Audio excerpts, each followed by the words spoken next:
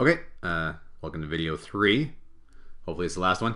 Determine whether each of the following compounds is ionic or molecular. So these are both nonmetals, so molecular.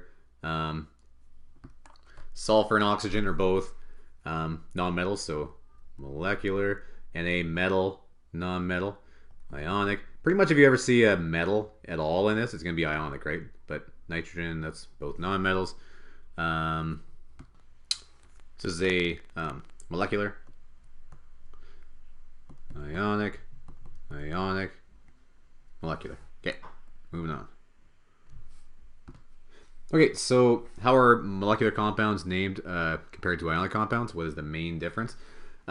So I've just made an example of a molecular compound up top. So we'd say something like dihydrogen dioxide for H2O2. And the dihydrogen and dioxide, that comes from how many of each thing there are, right? There's 2 oxygens and 2 hydrogens, so we say di to kind of like let you know that.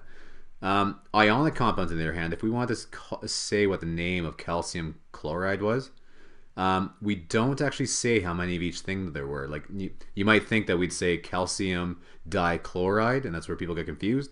But if it's ionic, we don't mention the 2. We don't mention di or tri or whatever. So this would just be calcium chloride.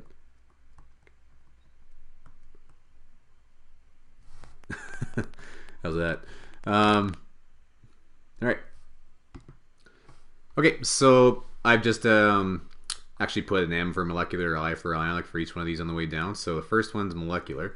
So carbon tetrachloride, the way I would write that as a formula would be carbon, so C, and chloride, which is Cl. But I need to say how many chlorides there are, and in the name it said tetra, so tetra is the word for 4. I have the prefixes kind of here, right? Do you remember these prefixes? We gotta know what those are, so know where they are. Okay, and one thing you might notice is that I didn't have monocarbon. You don't write mono if it's in front of the first one. You don't have to. If this was the equation, if it was C2, then you would say dicarbon tetrachloride. But since there's just a 1 there, we just don't say it for the first one. If it was the second one, you would though. Yeah. So the second one here, so potassium chloride, we just say it like that. So I'm not going to write it down, it's take too long, but potassium chloride. Maybe I will. All right, potassium chloride. Nitrogen monoxide or monoxide. So nitrogen, just be N, right? And it doesn't say anything about like dinitrogen or anything like that. So it's just gonna be N. Monoxide.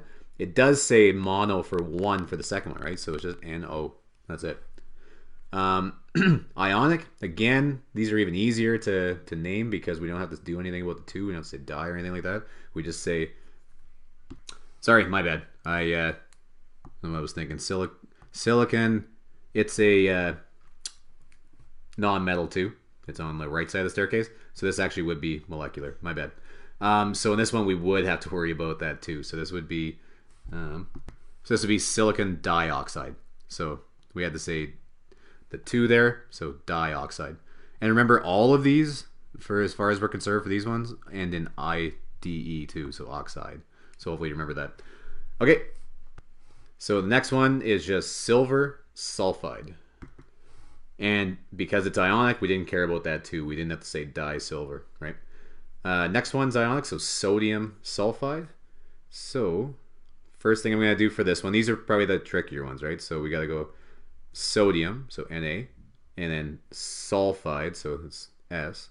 And then what we need to figure out is what the charges on these things are. So we got to figure out how to balance this thing. So what I'm going to do is look at my periodic table, and I found one that had the charges. That kind of shows the charges up at the top here. So sodium has a charge of +1. Everything in this column has, or this family has a charge of +1. Everything in the one that, did I say silicon? Sorry, sulfur. Sulfur, S is the one we want. So everything in the family with sulfur has a charge of -2. So let's use that. So what I'm going to do is above sodium, I'm going to put the charge of it. So that's +1. Should be a 1. And over sulfur, I'm going to put a -2 because that's that charge. So what we have to do for this one is these need to be balanced out. So what I need to have is 2 sodiums. So this is going to look like Na2S.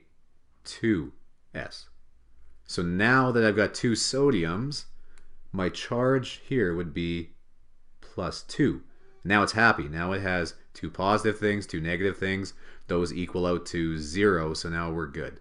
So you can erase these when you're done if you want. So Na2 is how you would write that as a chemical symbol, or formula, sorry. So C4H10 is a molecular compound, and the way you would write that would be tetracarbon decahydride. So yeah, there you go. All right, moving on to the next one. Okay, so I wrote this reaction out for you. So silver, solid silver, so I put a little less there, and bromine, liquid, so I got like the lowercase l, reacts, and we get silver bromide.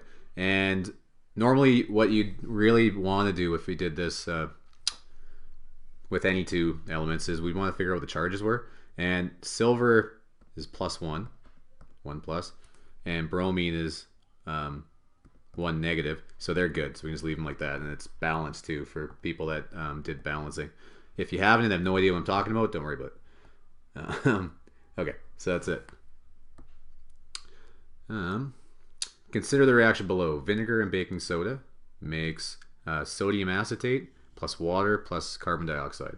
What are the products of this reaction? What are the reactants? So the products are the things that are produced. Whoop. So these are the products. Let's put P for products. The reactants are the things that are reacting. So that's those. So products and reactants. So products come out. So explain the difference between endothermic and exothermic reaction. The way I kind of think about it is exothermic is heat is exiting because it's exothermic, so it's giving off heat. Endothermic is the opposite, where heat is being pulled back in, or is actually getting cold. So provide an example of each. So exothermic, a common one would be fire, right? That's an exothermic reaction. It's giving off heat. Endothermic reaction, do you guys know those like heat packs where if you crack them they get cold? That's kind of another endothermic reaction that you could think of. Yeah, that's all I'll say about that. Okay, so I've just kind of drawn these out to kind of help us think about this. So formation reactions are going to be, and I just put like A, B, these would be different elements, right?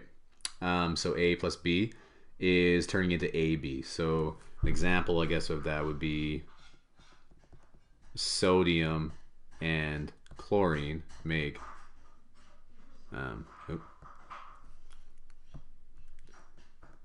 sodium chloride, right? So 2 things turning into that. So that's how my A's and B's kind of work here. So formation, they're forming into something. Decomposition, they start as one thing and they decompose into its parts. So that's why it's decomposition. It's decomposing into its original part, or into its smaller parts. Single replacement and double replacement, these ones kind of confuse people sometimes. What's happening is you've got AB, so you've got some compound, and it's plus some different element. What's happening is that we're having a single replacement. So these things combine or react to begin with. And on the other side of this, now we have A, so whatever that was, is now with C, and B is now on its own. So there was a single replacement. One thing got replaced. You can think about that C and the B just kind of swapped. There was one replacement there. On the other side of that, we've got double replacement. We've got 2 things are going to swap. So you can see that first we had A and B, and then we had C and D. And on the other side now, A, which was with B, is now with C. And C, which was with D, and now B, which was with A, is now with D. So they've both swapped. There's been a double replacement. 2 things have been replaced. Combustion reactions, I put CX and HX. That the X's just stand for like numbers. So this could be C1H4. It could be C2H6. It could be anything, but it's always going to be like certain numbers for those. And then it's always going to be O2. It's always going to be oxygen. and 2 because oxygen always hangs out with as 2s. And then the products are always going to be water and carbon dioxide. Every time. That's what a combustion reaction is. It's always these same 3 things. And then, this looks really similar every time other than the numbers change. So that's combustion reaction. I'll let you guys come up with your own examples and find your own examples. Okay, so 30 here. We've got C12, H22, O11. And then again, you see we got these same 3 things again, right? So this is a combustion reaction. This one, it's kind of hard to see when these aren't lowercase, but we've got 2 things, and they're turning into something. They're forming into this one. So this would be formation. That top one was combustion. Now we've got, you can see we've got kind of one thing here. This is Mg, and there's 3 of them. And then PO4, that's like another thing. So this would be like A, and that would be like B. And then we've got just this one thing, H2, so that would be like C. So we've got AB plus C. Now what's happened is the Mg is now the one on its own, and the H and the PO4, the PO are now, that should be PO4, I think.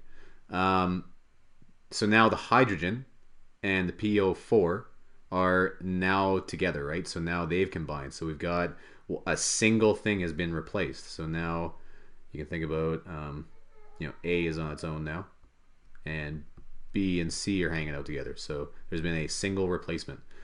This one, we have a compound that is breaking up into its parts or decomposing into its parts. So that was single. So now we have a decomposition for the last one. Okay, so 31, describe 3 things you could do to speed up the rate of a given reaction. So we did a lab on this too, right? We did a couple of them. So you probably know that heating it will probably make a difference. You probably know that shaking it up will make a difference, so stirring it. And one thing we probably didn't talk about maybe enough was surface area. So what happens is if you grind something up, you make it like the surface area bigger, and you're going to have the reaction rate is going to happen faster as well. So those are 3 different things there. Just so you know why that happens, though, I'll make sure we understand why. Let's say we've got a hot, liquid, and we've got like another liquid that we're pouring into this one, right? And this one's hot. So what's happening is that, let's see, liquids we're pouring in. All these particles are really hot. So I know that when things are hot, the particles are moving faster, right? All these particles are kind of jumping around everywhere. It's because those particles are moving faster, they're making the reactions happen faster. They're more likely, the particles in here, when these things come in, when these particles all fall into this one, since these are moving faster, they're more likely to collide with these other particles and make a chemical reaction. So it's the speed of these things that's making them more likely to collide with these other particles to make a reaction occur. The same thing is going to happen if we stir it, right? So let's say we poured this stuff in again and we started stirring it. We are increasing the likelihood that these particles are going to collide with the other particles and make a reaction happen. Lastly, surface area. Again, let's say that we just dumped so we got the same type of thing that happened, but we, instead of having like pouring this thing into that thing, let's say we just had like a chunk of something that we just dropped inside here, right? So we had like a cube of something reacting with something else inside.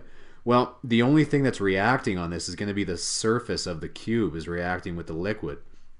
But let's say instead of doing that, we still got our liquid, but this cube up here, instead of having the cube, we're going to smash it all up. We're going to have a whole bunch of powder.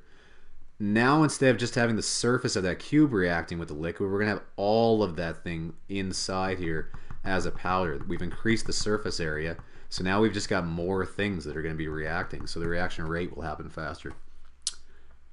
Okay, what is a catalyst? How does it act to change reaction rate? So what a catalyst is it's something that doesn't take part in a reaction. So let's say we've got 2 things that we're having a reaction. We're dumping this one into this one. I know my drawings suck. We're dumping that one into that one, right? Let's say they're going to react. But what we're going to do is we're going to dump another thing in here as well that doesn't react with either of these things. It doesn't actually it doesn't actually get involved in the reaction. But what it does is it ends up making this reaction, this original one, let's say reaction, this thing A and this thing B. These are going to react to make A, B. This catalyst, so C, conveniently, is just going to make it happen faster. It's this thing doesn't take part in the reaction, but makes it happen faster. You can kind of think about this as being like, let's say that there's no teacher in the room and you guys are just kind of like, fooling around in the room. And then all of a sudden a teacher walks in. So a teacher you can kind of think about as being the catalyst. You guys in the room as being B, and the work being done is A, or the reaction I guess would be A. So the catalyst, the teacher's not actually doing the work, but just the matter that the teacher is standing there is making you work more, right? So even though the teacher's not getting involved in you actually doing the work, the teacher is just making the work happen faster simply by being there. And that's kind of what a catalyst is. Examples of catalysts are enzymes. So sometimes people need to take enzymes to digest their food. That's just making the digestive reaction take place faster. So enzymes are just a catalyst that's making the reaction in your stomach happen faster.